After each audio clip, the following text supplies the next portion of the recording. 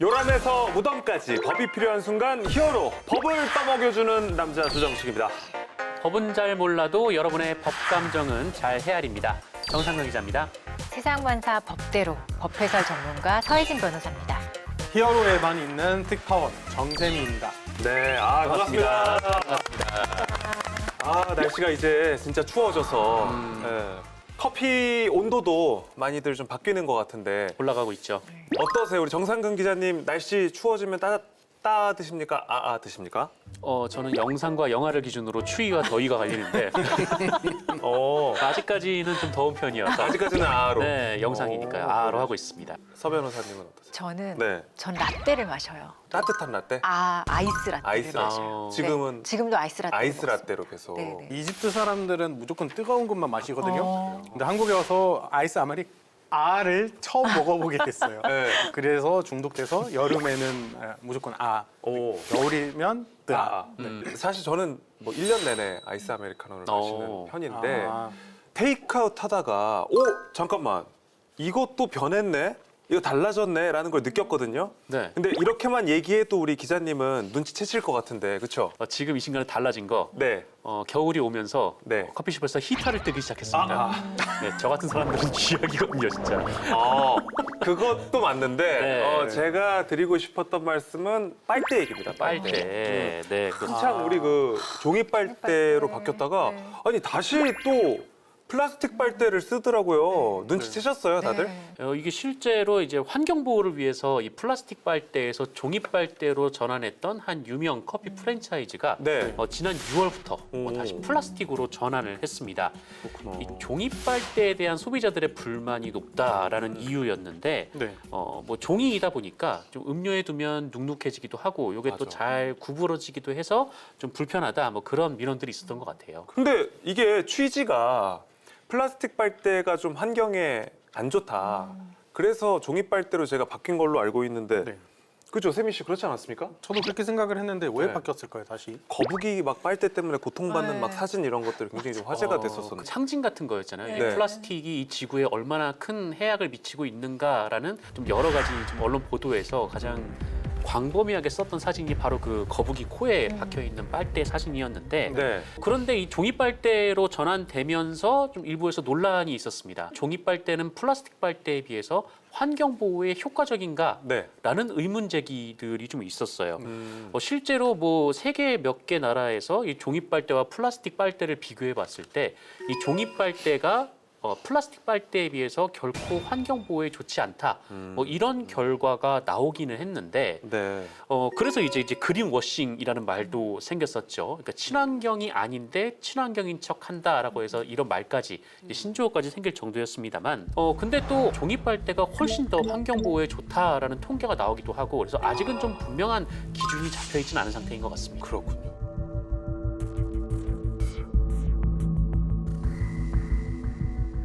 뭐 정부 조사 이렇게 뭐 오락가락해도 되느냐 비판도 피할 수가 없는 상황인데요. 실제로 지난 국정감사에서 정책 혼선으로 이 종이 빨대를 생산해온 업체 피해가 속출했고 또 파산할 지경에 이르렀다고 하는데 정부 정책을 믿고 생산을 했는데 이렇게 피해를 보게 되는 경우 보상을 받을 수 있는지. 우리가 아예 이제 그 플라스틱 빨대는 사용이 금지가 됐었던 거잖아요. 그런 상황에서 이제 앞으로 이게 계속 가겠구나라고 생각하면서 종이 빨대를 계속 생산해온 그런 업체들 입장에서는 그러니까요. 너무나 이제 피해가 막심하기 때문에 사실은 뭐 배상을 바로 받는다 이런 문제보다는 정부에서 이런 피해를 본 사람들에 대해서 어떻게 보상을 해줄 것인가 이런 좀 의지가 더 먼저인 그런 사건이라고 생각을 합니다.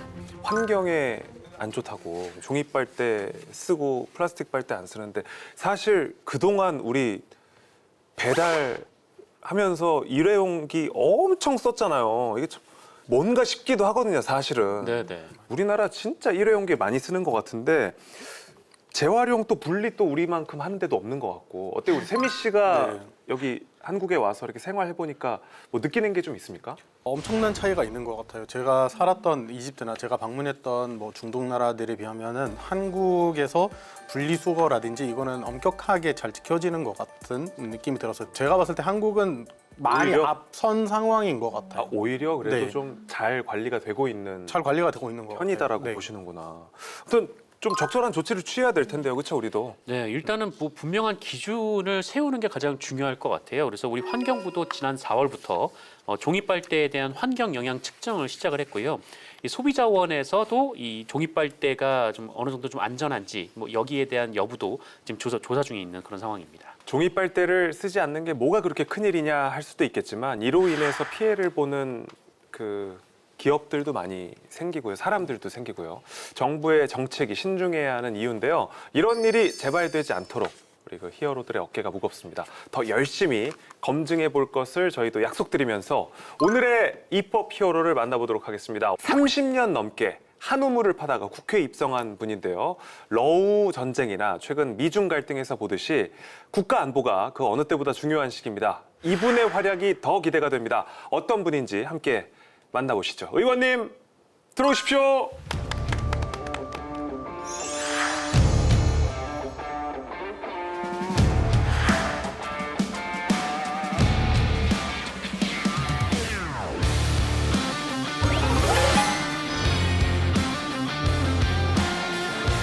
국내 1호 군사 전문 기자로 30년 넘게 국방부 한 곳만 출입해온 보기 드문 군사 전문가. 이제는 국회에서 우리 국가 안보를 위해서 의정 활동을 하고 계십니다. 바로 유용원 국민의힘 국회의원 자리했습니다. 안녕하십니까? 반갑습니다.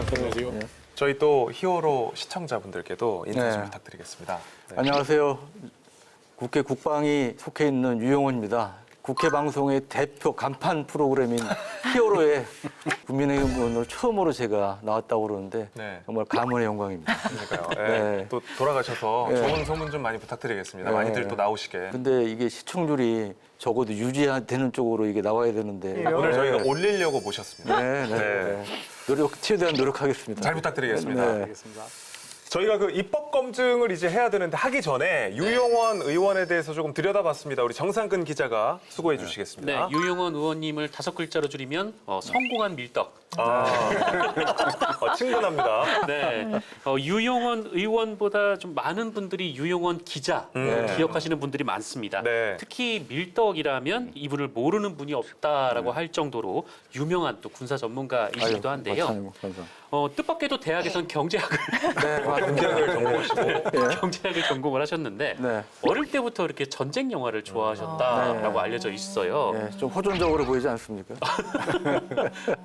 가까이서 보니까 이렇게 호전적으로 보이진 아니, 않는데. 저는 오히려 약간 좀 그 반대로 네. 편하게 네. 편안하게 네. 느껴지시네요. 그러니까요. 네, 네. 국내 한 신문사에 입사를 하시고 1993년부터 31년간 네. 국방부 한 곳만 야. 출입을 하셨습니다. 네.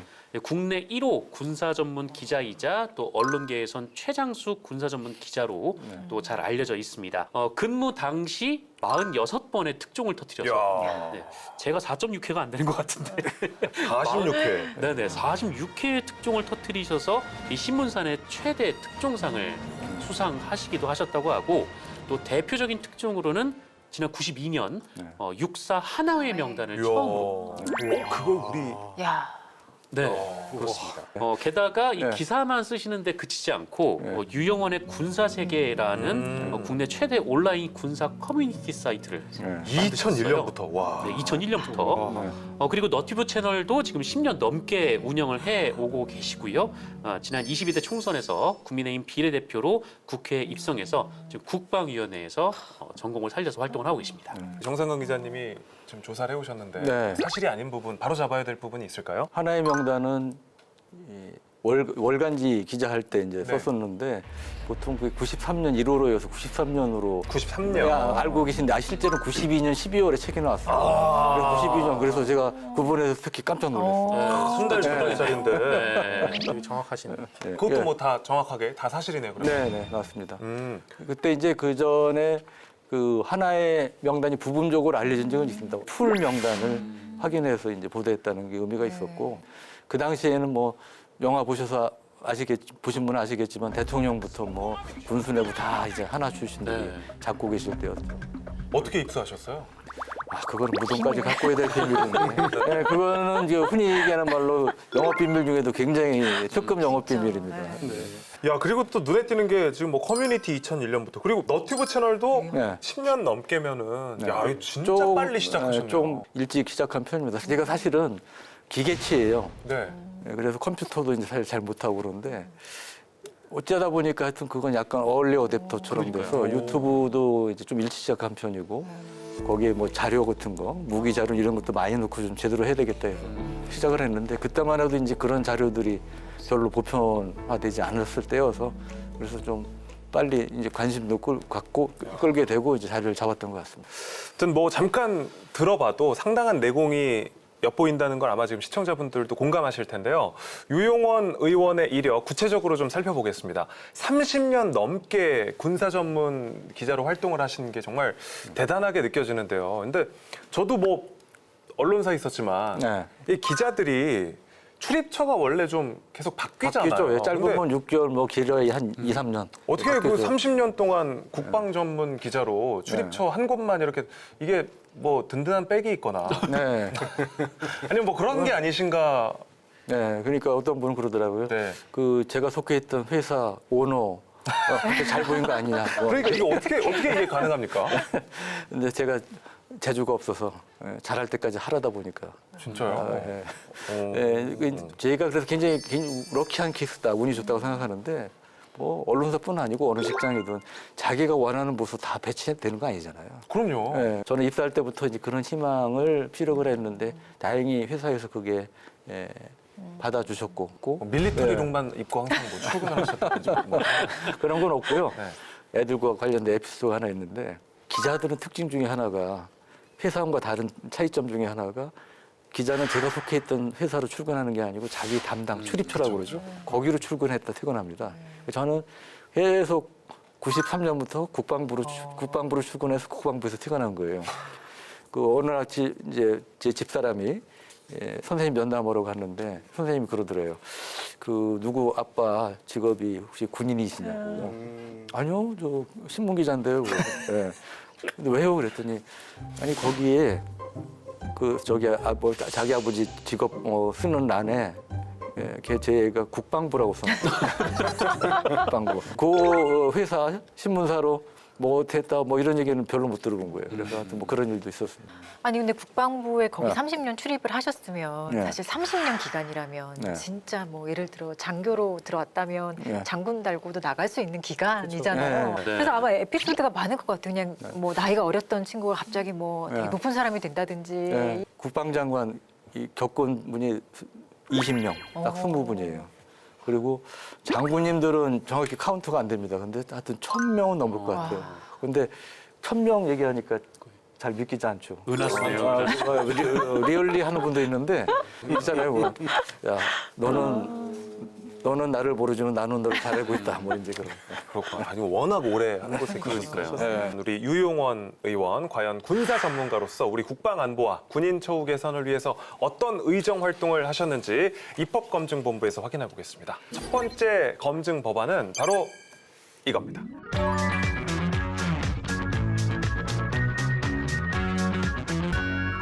네, 이번 법안을 두고 사이버 공간을 명확히 안보 영역으로 규정하고 실질적인 대응 체계를 명문화한 거라고 하는데요. 그럼 그동안은 사이버 공간은 안보 영역이 아니었다는 건가요? 아니면 뭐 이렇게 법안으로 발의한 이유가 뭔지 네. 궁금증들이 많습니다. 우리가 이제 인터넷을 중심으로 한 사이버 공간의 역할이 굉장히 영향이 크지 않습니까? 네네. 지난번에 정부 전산망 이 다운됐을 때 얼마나 많은 네. 피해를 입었습니까? 근데 전에는 우리가 이제 안보 영역을 얘기할 때는 세 개였습니다. 지, 해, 홍. 예? 땅, 하늘, 바다. 네. 근데 지금은 안보 영역이 5개로 불립니다. 사이버, 우주가 추가돼 있어요. 그래서 공식적으로 안보 영역으로 이제 분리가 돼 있고요. 그 이유는 말씀드렸지만 이 사이버의 역할, 이제 비중이 너무나 크다. 근데 우리 현실은 굉장히 허점이 많다. 금융기관, 언론기관도 뚫린 적이 있고 정부 전산망이 뭐 3년 동안 뚫렸는데 뒤늦게 최근에 이제 발견된 사례도 있고 우리 KT, SKT 사태도 얼마나 처음에는 절대 그럴 일 없다 했는데 하여튼 뚫린 게 확인되지 않았어요. 북한의 또 해킹 능력은 거의 세계 이제 최고 수준이라고 이제 평가를 받는데 이에 대해서 우리가 효과적으로 대응할 수 있는 시스템이 없더라고요. 그러니까 네. 저도 이제 국회 들어와서 보니까 이제 알게 됐는데 이제 그런 맥락에서 제가 이번에 사이버 안보법을 제정을 발의를 하게 됐습니다. 얼마 전에 뭐 말씀하셨듯이 여러 통신사에서 해킹 사고가 발생을 했었는데 네. 최근 좀 더 빈번해진 것 같다라고 체감이 이렇게 되더라고요. 네. 그 동안에는 그럼 어떻게 정부 차원에서 대응을 했었었나요? 그러니까 이게 좀 나뉘어 있었습니다.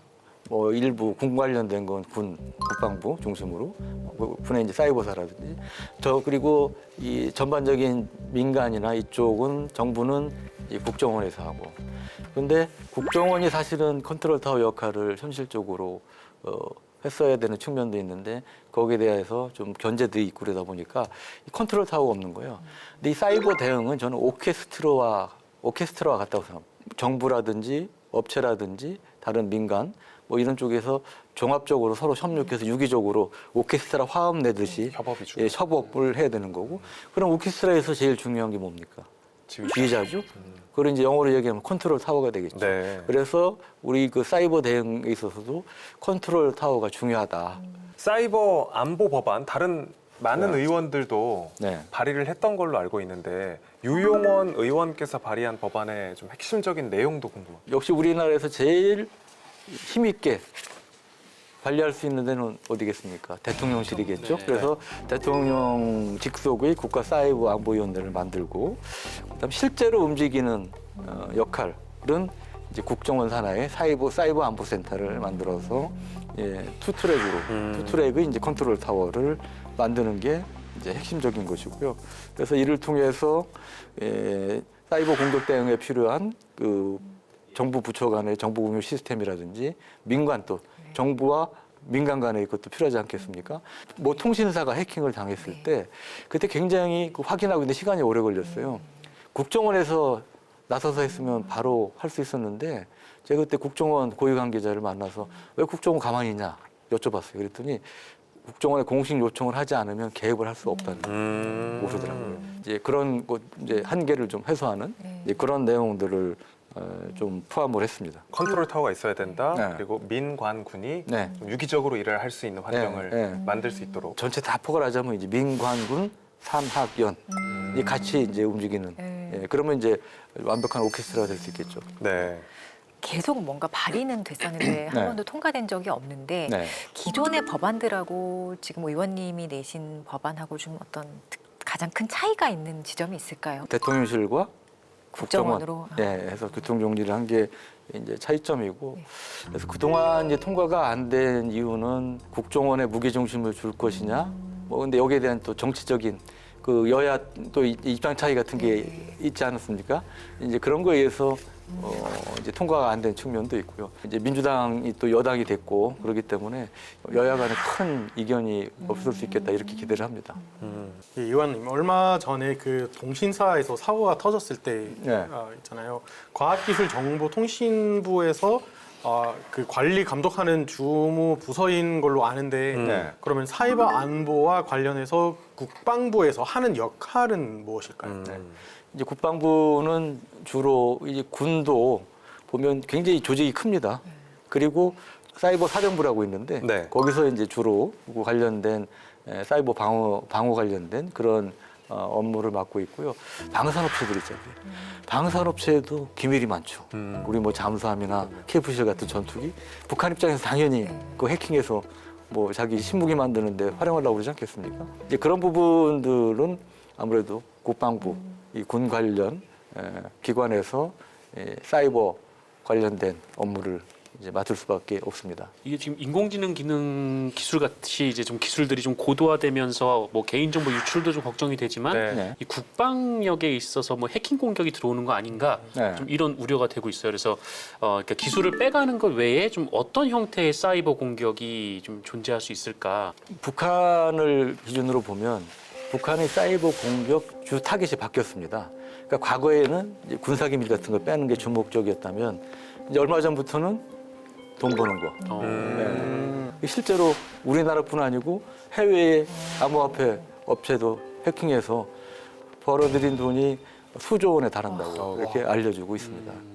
그래서 아마 김정은이나 북한 정권의 통치 자금으로도 많이 이제 활용이 되고 있는 것 같고요. 그동안 우리가 사이버 공격으로 입은 피해가 수조 원에 달하는데 그 관련해서 우리는 어떤 사이버 보복 공격을 한다든지 이런 적이 없었던 걸로 알고 있어요. 그래서 마음 놓고 또 이제 우리를 공격하는 측면도 있기 때문에 선언적이라도 야, 또 이렇게 사이버 공격해서 우리한테 물적 피해를 입힌다면 뭐 가만히 있지 않겠다든지 뭐 이런 선언도 필요한 것이 아닌가 그런 생각이 듭니다. 그렇군요. 그래서 이제 뭐 계속 말씀해 주신 게 컨트롤 타워 그리고 협력에 대한 중요성에 대해서 말씀을 해주신 것 같은데 이 법안이 통과가 되면 네.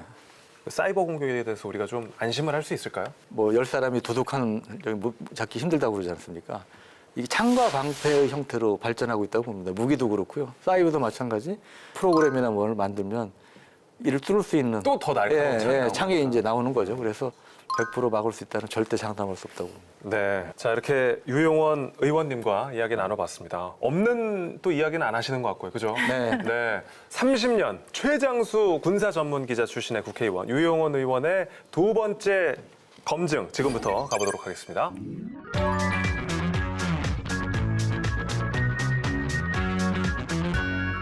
군인 재해보상 일부 개정 법안, 그러니까 한마디로 군인들이 복무 중에 재해를 입게 되면 이를 보상해주는 법안인데 지금도 법이 있지 않습니까? 그죠? 국가 보훈 대상자죠. 분들을 좀 예우해드리기 위한 그런 거를 발의를 했는데 문제 중에 하나가 PTSD라고 네. 들어보셨죠? 외상후 스트레스장. 예. Please love them all over me just like you can like this, and I'm trying to pull them off, you know. 근데 이게 우리나라에도 제법 있습니다. 왜냐하면 기본적으로 1953년 7월 27일 정전협정 체결 이후에 평화가 유지돼 왔지만 여러 차례의 남북 간의 무력 충돌, 우리가 이제 흔히 얘기하는 북한의 네. 고강도 도발이 있었죠. 제1, 2차 연평해전이 그다음에 2010년에 3월에 천안함 폭침 사건, 11월에 연평도 포격 도발이 있었고 천안 폭침 사건은 수십 명, 46분의 희생자가 있었습니다. 근데 이제 생존자도 있을 거 아닙니까? 거기 그런 현장, 교전 현장이나 뭐 그런 피습 현장이 있었는데 생존한 분들은 이 PTSD가 굉장히 심해요. 네. 근데 그 중에 뭐 천안함이나 이런 경우는 PTSD 인정을 받으시는데 제1차 연평해전 이런 경우는 PTSD 이런 배려를 받는 데 있어서 좀 소외된 그런 측면이 있었습니다. 그래서 이번에 PTSD 관련된 그런 법안을 발의하게 됐습니다. 네. 기자님, 이 법안이 뭐 지금까지 좀 이제 빈틈이었던 부분들을 채워줄 수 있는 법안인 거죠? 네, 뭐 말씀하셨던 대로 현행 이 군인 재해보상법 같은 경우에는 이 전상 또는 이 특수직무공상으로 인한 심신장애 판정을 받아야 될 수가 있습니다. 이 퇴직하거나 퇴직 후 6개월 이내에 이 해당 판정을 받아야 이 장애보상금을 지급받을 수 있도록 규정이 되어 있는데 이 6개월 이내라는 이 규정이 또 한편으로는 걸림돌이 되어 왔었던 것 같아요. 그래서 이번에 발의를 하신 것 같습니다. 6개월 이내 규정으로 장애보상금을 지급받지 못하는 경우들이 많이 있나요? 그 구체적인 숫자는 좀 확인은 안 되는데요. 근데 우리가 이런 증상이 사실 6개월이 그렇게 긴 시간이 아니잖아요. 그럼요. 그리고 네. 어떤 경우는 1년 뒤에 나타나는 경우도 있고요. 그렇기 때문에 이 6개월이라는 시한이 너무 짧다. 그래서 이번에 이제 그걸 이제 발의를 하게 됐습니다. 우리나라 또 최고의 밀덕이시면서 군사 전문 의원이시라는 이렇게 호칭을 또 드려야 될 것 같은데 이 질문을 꼭 하고 싶었습니다. 한미회담에서 트럼프 대통령은 이재명 대통령이 언급한 핵 추진 잠수함 연료 공급 발언에 대해서 환영의 뜻을 밝히면서 네. 상당한 파장을 불러왔는데 네. 한 발 앞서 나가서 우리도 핵 잠수함을 이제 갖게 되는 거 아니냐 이런 기대도 많이들 하고 있고요. 네. 핵 추진 잠수함 연료 공급 어떤 의미가 있는 건지 군사력 측면에서 어느 정도 성과인 건지 우리 유영원 의원님께 좀 듣고 싶어요. 네. 핵잠수함, 핵추진하면 핵무기를 싣고 있는 것처럼 네. 느끼지 않습니까? 근데 실제로 우리가 추구하는 거는 추진 기간만 원자로, 소형 원자로일 뿐이지 핵무기를 실는 잠수함은 아니에요. 그래서 원자력 추진 잠수함, 줄여서 원잠.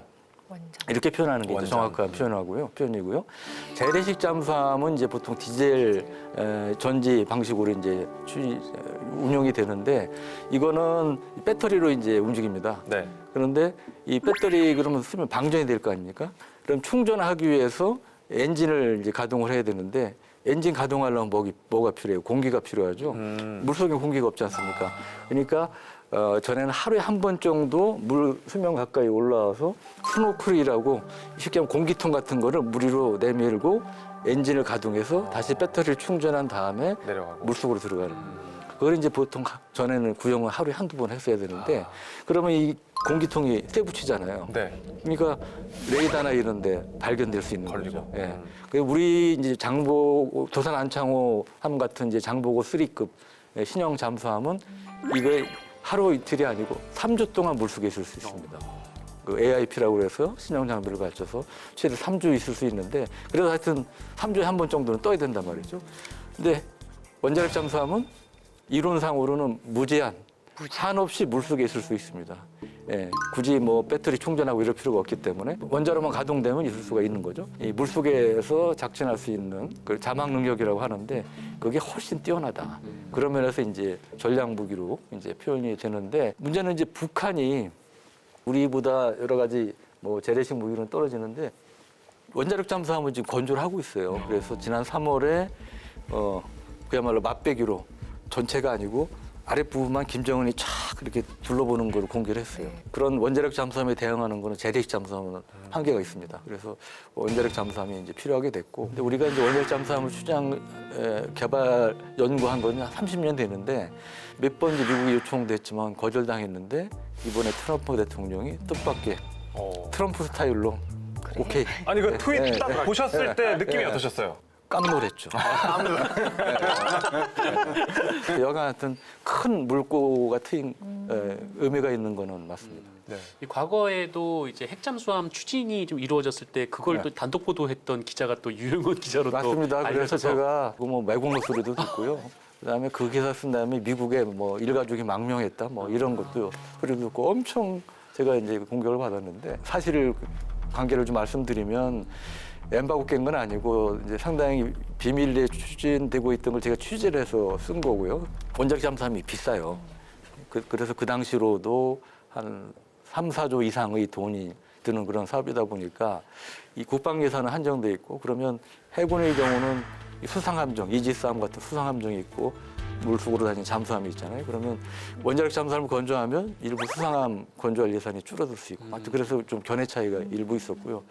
그래서 이 추진 동력을 좀 확보하려면 기사회에서 공론하는 게 좋겠다 이렇게 생각을 해서 썼는데 그때 하여튼 제가 뭐 의도하지 않았던 이런 이제 파장 같은 게 있었고 그래서 하여튼 최근에도 다시 한번 이제 송구스럽게 생각한다 그 말씀을 드리고 이 자리에 그 뒤에는 하여튼 제가 그 뒤에 계속 뭐 이제 원자력 추진 잠수함이 필요하다는 세미나도 하고 뭐 스티커도 만들고 모자도 만들고 뭐 해가지고 캠페인 계속 해왔고 국회에 와서도 무궁화 포럼이라는 걸 만들어서 우리가 이제 핵 잠재력과 원자력 잠수함 보호해야 된다 이런 캠페인을 계속 해오고 있습니다. 의원님께서 예전부터 이제 핵잠재력 보유에 대해서도 공개적인 자리에서 많이 언급을 하셨었잖아요. 근데 네. 사실 이 핵 문제가 좀 많이 민감해하는 부분이기는 해서 네. 잠재력 보유까지 우리가 현실화할 수 있을까 좀 네. 이런 궁금증을 가진 분들도 계시더라고요. 저는 이제 핵무장은 아닙니다. 핵무장은 현실적으로도 어렵고 우리는 북한과 달리 이 경제 의존도가 높지 않습니까? 그러니까 우리가 입을 타격이 너무 커요. 여러분 축구 배고픈 거 참는 고난의 행군을 할 각오가 되 계십니까? 그러면 핵무장 할 수 있습니다. 근데 그게 어렵잖아요, 사실. 그래서 저는 이제 그 전 단계인 잠재력을 갖자 이런 주장을 펴왔고 농축 재처리 기술을 가지면 가능합니다. 일본이 이제 그런 상태인데 근데 우리가 한미 원자력 협정 때문에 그게 제약이 많습니다. 그래서 원자력 협정을 개정해야 된다 주장을 했고 이재명 정부도 그 부분에 대해서는 정책적으로 원자력 협정 개정해서 농축 재처리 기술 가져야 된다는 입장을 정하셔서 미국과 협상을 했고 정부 고위 관계자 뭐 국가안보실장이나 외교부 장관께서도 그 부분에 원자력 협정 개정하는 데 대해서 미국이 원칙적으로 동의했다 이렇게 이제 말씀하셨습니다. 그래서 아주 저 입장에서는 원자력 잠수함 그 허용과 함께 아주 고무적인 움직임으로 이렇게 생각을 하고 있습니다. 또 한 걸음 또 성큼 다가갔네요. 그죠? 네. 전문성을 겸비한 실무형 국회의원이라는 평가를 받고 있는 우리 유용원 의원과 함께 이야기를 나누고 있습니다. 국방은 안보와 직결된 특수 분야이기 때문에 더 까다롭기도 하고 또 일반 국민들은 접근하기도 어려운 분야인데요. 전문가로서 이번 22대 국회에서 해내고 싶은 어떤 일이 있으시다면 어떤 게 있을까요? 벌써 끝날 때가 된 말이죠. 우리가 이제 첨단 무기 AI, 뭐 드론, 로봇, 뭐 이 4차 산업혁명 기술을 활용한 첨단 무기 얘기를 많이 하는데요. 이 첨단 무기도 결국 누가 움직입니까? 사람이 움직이죠. 우리가 이제 인구 절벽에 따른 병력 급감 얘기를 많이 하지 않습니까? 네. 그리고 2040년 되면 30만 채우기도 힘들고 이런 이제 문제를 해결하기 위해서 우리가 이제 드론도 도입하고 로봇도 도입하고 이런 얘기를 많이 하는데 그 방향은 맞습니다. 그렇게 갈 수밖에 없고. 근데 다만 제가 한 가지 강조하고 싶은 거는 사람이 중요하다. 근데 요즘 이제 가장 이슈가 되고 있는 것 중에 하나가 초급 간부를 비롯한 군 간부들이 군을 많이 떠난다. 그리고 지원을 안 한다는 거 아니겠습니까? 그래서 저는 이제 그분들의 처우 문제, 군 간부 처우 문제에 가장 우선순위를 좀 두고 있습니다. 두 번째로는 요즘 이제 뭐 K방산 얘기를 계속 하는데 그래서 제가 뭐 어디 특히 방산계통 축사를 가면 K방산 수출 제가 여의도 1호 영업사원이 되겠습니다. 뭐 이런 이제 표현도 좀 쓰고 그러는데 그런 면에서 좀 실질적인 도움을 주는 그런 역할을 좀 하고 싶고요.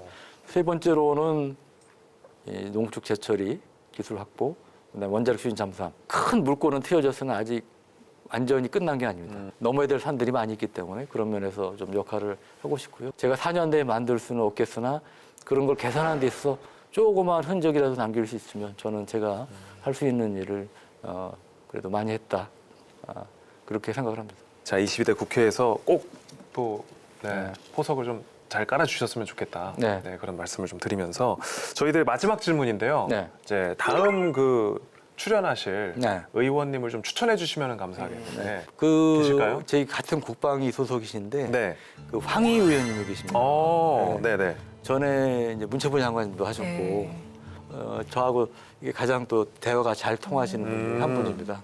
저희는 뭐 이제 예. 말씀 꺼내시면서 바로 전화드려요. 네. 예. 유용원 의원님 소개로 전화드렸다고 예. 제가 꼭 전화드리도록 하겠습니다. 은근히 좀 걱정은 됩니다. 다른 사람 모르는데 유 의원이 추천했습니다. 안 나간다고 뭐 너무 근데 너무 매력적이시네요, 성격이. 그죠? 네. 전화 드릴 때 통신 보안을 지키면서 취재 홍보를 해주시죠. 볼수록 매력 있는 네. 유용원 의원과 함께했습니다. 고맙습니다. 네, 감사합니다. 고맙습니다. 예, 감사합니다.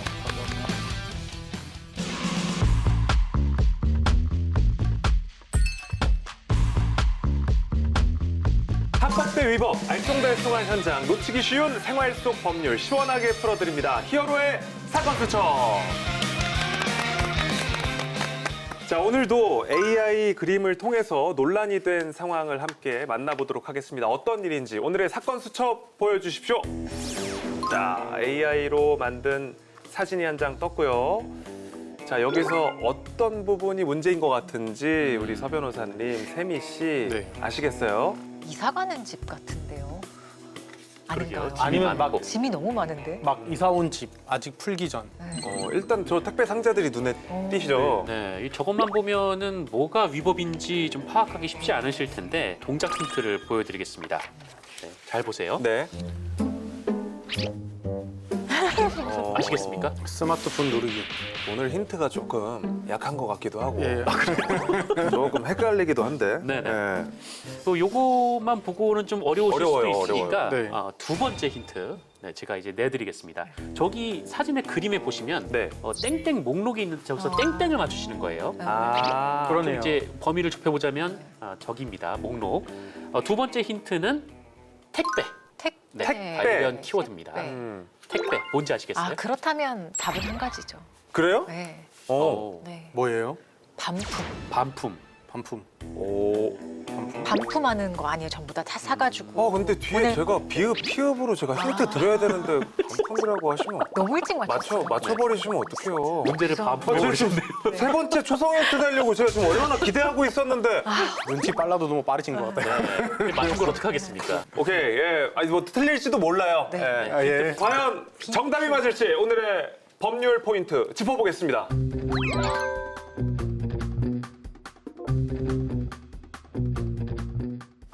기운 빠져. 네. 죄송해요. 또 결국 네. 반품이 맞았네요. 반품이 많네요. 논란이 된 키워드, 네. 잘 맞춰주셨어요. 반품 맞았고요. 요즘 오프라인보다 지금 뭐 사진 속에서도 우리가 볼 수 있지만 온라인을 통해서 이렇게 택배 상자로 쇼핑 많이 하게 되는데요. 네. 뭐 서 변호사님 전에도 말씀하셨지만 그럼요. 뭐 네. 택배 애용자죠. 네. 저 워킹맘들에겐 진짜 너무 좋아요. 네. 자주 애용하죠. 이제 밤마다 관련 앱에 이제 한 번씩은 들어가 보죠. 어, 아무것도 안 사더라도. 뭘 제일 많이 사세요? 아 저요. 글쎄요. 정작 사는 거는 별로 없는 것 같아요. 네, 아이쇼핑. 네, 뭐 아이쇼핑, 뭐 식재료나 뭐 이런 거를 가끔 살 때도 있고, A4용지 살 때도 있고. 뭐 가장의 그렇습니다. 모습이네요, 그죠? 네. 세미 씨는 옷 있잖아요. 네. 어디서 많이 사요? 오프라인에서 많이 사세요? 아니면 온라인으로 쇼핑 많이 하세요? 옛날에는 오프라인에서만 샀는데 네. 이제 온라인에서 다양한 물건들도 이렇게 전시되고 마음에 안 들거나 사이즈가 안 맞아도 반품이 되기 때문에 제가 옷을 이제는 그냥 온라인에서만 사는 것 같아요. 그러니까 요즘은 반품도 너무 쉬워졌고 네. 그리고 또 뭐 사이즈 두 개가 애매하면 두 개를 배송받아서 입어보고 더 맞는 사이즈만 남기고 나머지는 뭐 환불하고 뭐 이런 경우들도 많이 있는데 우리 서 변호사님도 좀 그런 경험 있으시죠? 반품 경험. 반품의 경험은 누구나 있을 것 네. 같아요. 저도 있고. 예. 우리 기자님은 제가 옷을 잘 쇼핑몰에서 안 사는데 입어보기가 쉽지 않으니까요. 한 번은 쇼핑몰에서 옷을 샀어요. 네, 옷을 사서 입어봤는데 이게 너무 작은 거죠. 네. 근데 사이즈가 작아서 반품해요라고 하기에는 그게 가장 큰 사이즈였거든요. 쇼핑몰에서 자존심이 상해서 민망해서. 반품을 안 했습니다. 그래서 기부하셨어요? 친구에게 선물을. 친구에게 선물을 선물을. 네. 우리 그 세미 씨도 뭐 온라인 쇼핑 즐기시니까 반품 잘. 저도 반품을 하는데요. 가끔은 반품 이렇게 수거하는 시간이 그 오래 걸릴 때도 있어요. 그래서 오랫동안 우리 집 앞에 반품 크게 이렇게 적힌 물건이 있는 게 좀 민망하기도 하고 사람들이 지나갈 때마다 괜히 보는 것 같은 약간 그런 예민함이 있는 편이라서 좀 그런 경험이 있어요. 식품 있잖아요. 신선식품. 저는 그 경험이 있는 게 달걀을 시켰어요. 많이 깨져서 거의 뭐 한 30구를 시켰는데 10구 이상이 막 깨져 있더라고요. 아우. 갖고 이제 사진 찍어서 올렸더니 이게 바로 또 바로 해주죠. 새로. 그리고 한 알당 얼마씩 해서 적립금으로도 주던데요. 진짜요? 네. 저는 그냥 이제 그럼 이거 가져가시나 했더니 그거는 이제 알아서 처리하라고 그러더라고요. 그리고 또 새로 가져다 주셔가지고 네, 맞아요. 반품이 요즘 뭐 굉장히 잘 되는구나 느낄 수 있었는데 네. 그쵸 변호사님 요즘 뭐 맞아요. 반품이 반품은 사실 전자상거래법에 의하면 7일 이내에 소비자라면 단순 변심한 이유로도 네. 반품을 할 수 있는 권리가 있어요. 그런데 예를 들어 소비자 과실로 네. 물건이 망가졌다든지 음. 썼다든지 또는 먹는 거라든지 뭐 속옷이라든지 이런 거는 사실은 사용하면 안 되는 거잖아요. 네. 근데 그런 것들을 제외하고서는 원칙적으로 반품할 수 있는 권리가 소비자에게 있기는 해요. 제가 그때 느꼈다니까. 아니 잠깐만 이거는 나는 정말 착해서 다행이지. 이게 속일 수도 악용하는 사람들도 있을 수 있겠다라는 맞아요. 생각이 들더라고요. 이게 네. 악용하는 사례들이 기자님 실제로 좀 있죠. 쿠팡 로켓프레시의 반품 정책을 악용해서 이 4개월간 1,600여 개의 품목을 야. 주문을 했고 배송받은 뒤 이것을 허위 반품한 사람이 있었습니다. 이미 도착한 식재료는 따로 수거를 해가지 않거든요. 그러니까 이 점을 악용해서 물건을 또 받고 또 반품으로 돈도 받고 이런 식으로 이제 악용을 했던 거죠. 이렇게 해서 편취한 금액이 무려 3,200만 원 이야. 정도 되는데 이분은 징역 8개월에 집행유예 2년이 나왔습니다. 과하네요, 이건 정말. 그렇구나.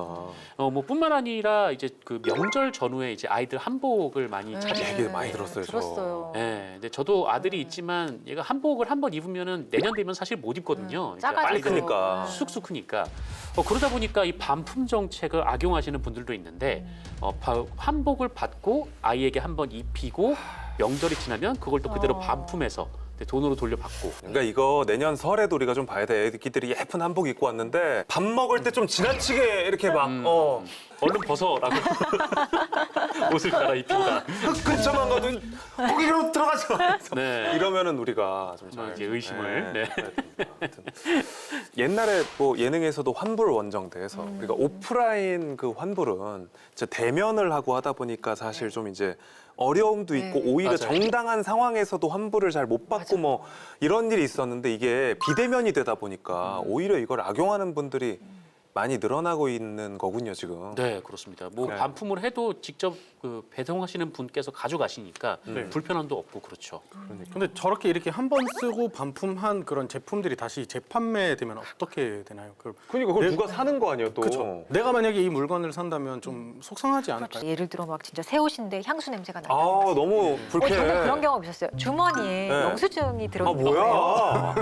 근데 그거는 사실은 좀 검수를 안 한 잘못도 있는 거죠, 업체에서. 네. 제가 할 수 있는 거라고 그냥 그거를 그대로 그냥 반품하는 것밖에 없어요. 추가적인 배상을 받거나 보상을 받거나 이런 기준 자체가 지금은 없기 때문에 그냥 그런 상황이라면 또 다른 소비자도 그냥 반품할 수 있는 것밖에 지금은 답이 없는 상황이죠. 그러니까 이게 참 그 브랜드에 대한 신뢰도가 떨어지고 완전히 맞아요. 떨어지는 네. 거고. 이렇게 하자가 있는 제품 반품은 뭐 문제될 게 아니라 권리인데 네. 이미 사용한 물건을 반품하는 건 법적 책임을 질 수 있을 것 같은데 어떻습니까? 뭐 정확히? 사용을 하다가도 네. 예를 들어 예상치 못한 처음에 발견하지 못한 물건의 하자가 발견됐다라고 하면은 또 정당하게 반품할 수 있어요. 근데 단시간에 아주 많은 제품을 막 수백 번, 막 수천 번 이런 식으로 반품을 아주 일삼은 사람이라면 그건 애초에 물건을 정당하게 구입할 의사 자체가 없는 걸로 봐서 사실상 완전 블랙홀이죠. 네, 사기죄가 될 수도 있죠. 근데 이런 거를 입증한다는 거는 현실적으로 굉장히 어렵고 몇백 번 반품 이 정도가 되어야지만 좀 범죄다라고 들이댈 수 있는 거죠. 그러니까요. 이렇게 반품 빌런들은 이렇게 진짜 안 쓴 것처럼 교묘하게 이렇게 정리를 해서 네. 반품을 하잖아요. 네. 그러면 이게 고의인지 아니면 그냥 단순 변심인지 어떻게 판단할 수 있을까요? 맞아요. 결국에는 이런 객관적인 어떤 이 사람의 행동 패턴을 가지고 아. 그 내심의 마음을 분석하는 것밖에 답이 없어요. 반품의 이력은 남잖아요. 네. 그런 게 상당히 이제 많다든지 아니면 그러면 진짜 구매 이력을 봤는데 구매는 되게 많이 했는데 단 한 번도 제대로 사용한 적이 없이 계속 반품을 했다. 이러면 사실 강하게 의심할 수밖에 없고 그 정도 상황이라면은 사실 나는 이거를 원래 사려고 했는데 이렇게 아무리 말을 해도 사용하고 다시 반품할 그런 마음은 좀 입증할 수 있는 수준이 되는 거죠. 반품하면 또 이제 미국도 그죠? 그렇죠. 반품 관대하죠. 천국이라고 불릴 정도로 환불이 좀 굉장히 또 잘 되는 그런 곳을 우리가 알고 있는데 해외에서도 이렇게 네. 반품을 악용하는 사례들이 뭐 미국 비롯해서 많이 있나요? 많죠. 그 미국에서는 워드로빙족이라는 말이 있어요. 그 워드롭은 그 옷장을 뜻하거든요. 마치 네. 내 옷장에서 옷을 꺼내듯이 손쉽게 제품을 이렇게 사서 끊임없이 환불 요구하는 소비자들을 가리키는 네. 워드로빙족이라는 단어가 생겼는데 그들은 이제 관대한 반품 정책을 악용해서 환불 사기를 똑같구나 우리나라. 하는 사람들을 가리키는 말이에요. 그리고 다른 사례로는 제가 그 최근에 기사로 봤는데 이렇게 상품 교체라는 아이템 서브스티튜션이라는 말이 있어요. 네. 그거는 원래 상품 대신 더 저렴하거나 아니면 본인이 쓰던 제품 같은 제품이지만 내가 이미 쓴 적이 있는 거를 이렇게 포장해서 다시 반품. 계속 그냥 자기는 새 걸로 바꾸는 거예요? 네, 새 걸로 바꾸는 그런 일도 있고 그 다음에 영수증 조작. 내가 영수증의 날짜를 조작하거나 아니면 위조된 영수증을 제시하면서 반품을 요구하는 그런 경우가 흔히 일어나고 있습니다. 야, 이 사람 네. 사는 데가 다 똑같네요. 전 세계적으로 이 똑같은 워드로빙족 하니까 우리나라에도 좀 그런 사례가 있었는데 이제 부산의 한 대학 커뮤니티에서 한 대학생이 네. 본인이 자랑을 했어요. 내 묻지마 반품 목록이다라고 하면서 글을 이제 따로 올렸다라고 뭐또 하더라고요. 추접스러운 걸 또 자랑을 했어. 그러니까 뭐 운동화, 뭐 공기청정기, 뭐 스마트폰, 뭐 한 달 동안 계속 이것을 본인이 받고 한 일주일 쓰고 이거를 다시 반품하고 이런 일을 본인이 반복했다라고 글을 또 이렇게 올려버려가지고 이것이 커뮤니티에서 굉장히 좀 큰 논란이 된 적이 있었습니다. 뭐 그 잘한 일이라고 그렇게 자랑을 했대요. 그러게 이렇게 뭐가 자랑거리였을까요? 이렇게 일부 얌체족뿐만 아니라 이렇게 좀 더 나아가서 거의 사기 행각까지 나오고 있는데 무료 반품 정책이 계속되는 게 의문이다. 뭐 이런 이야기를 하시는 분들도 있는데 이게 참 그 업체 입장에서도 어렵잖아요, 그죠? 그렇죠. 뭐 업체 입장에서는 이 무료 반품 그러니까 이 정책 자체가 그 많은 사람들을 끌어당기는 유인이 된다라고 하더라고요. 그 실제로 어느 커머스에서도 무료 반품 정책을 도입하자 판매량이 쑥 늘었다라는 네. 통계도 있을 정도로 많은 커머스 입장에서는 고객들을 유치하기 위해 뭐 불가피하게 유지하는 측면은 있는데 좀 악성 소비자들이 좀 있다 보니까 각 커머스에서도 좀 고민이 많은 것 같습니다. 그래서 지금 각자 뭐 제재 방안을 정비 중이다 뭐 이런 뉴스가 뭐 간헐적으로 나오기도 하고 또 그런 상황이에요. 물론 무료로 다 이렇게 반품을 해드린다 이렇게 하면서 그래도 조건들이 붙지 않을까요? 예를 들어서 뭐 흰색이라서 안 된다 아니면 뭐 착용하셨으니 안 된다 이런 경우도 있지 않을까요? 조건이 있는 경우들이 있는 것 같던데. 네, 그죠? 뭐 예를 들어 가장 대표적인 게 스티커 같은 거 붙여 있죠. 이게 훼손되었을 경우, 뜯었을 경우에 반품 안 된다라는 게 있는데, 이제 그게 어떤 제품이냐에 따라 조금 달라져요. 원칙적으로는 그 전자상거래법에 의하면 그 소비자에게 좀 불리한 그런 계약은 무효로 보고 있거든요. 그래요? 예. 근데 소비자의 권리 중에 하나가 아까 말했던 그 반품, 청약 철회라고 하는 그 권리인데, 그걸 부당하게 제한하는 방식의 이런 뭐 반품 절대 불가 또는 뭐 흰색 옷 절대 불가 이런 것들은 사실은 원칙적으로는 유효하지는 않습니다. 그렇게 업체에서 얘기를 했지만 흰색 옷도 환불이 가능하다는 가능한 거죠, 원칙적으로. 근데 또 거기에 환불이 안 되는 어떤 법률상의 어떤 몇 가지 조건들이 있어요. 내 과실로 물건이 훼손됐다라든지 아니면 정말 장기간 사용했다라든지 이런 여러 가지 단서가 붙는데, 그런 거에만 해당하지 않고 정말 물건에 문제가 있다면 그런 뭐 환불 불가, 반품 불가의 고지가 있어도 원칙적으로는 이제 이 소비자는 그 청약 철회, 반품할 권리가 있습니다. 밀봉된 상품에 이렇게 개봉 시 교환 불가 이렇게 문구가 적혀 있잖아요. 그럼 이것도 진짜 교환이 불가능한가요? 예를 들어 그게 식품 같은 경우는 딱 열었으면 이제 더 이상 판매가 안 되는 경우 있잖아요. 뭐 화장품이나 식품 이런 것들은 진짜 아무리 내가 그 전자상거래법에 의한 권리가 있다고 하더라도 반품이 안 되는 경우도 있어요. 그런 경우가 아닌 대부분의 상황이라면 뭐 아무리 뭐 반품이 불가능하다라는 안내가 붙었어도 원칙적으로는 행사할 수 있는 권리인 건 맞아요. 자, 히어로의 사건 수첩 매주 단어장을 정리하면서 마무리합니다. 오늘도 어김없이 정 기자님이 마무리해 주시길 부탁드리겠습니다. 부담스럽게 짝이 없는 시간이었습니다. 부당한 반품 없는 당신의 양심은 비매품.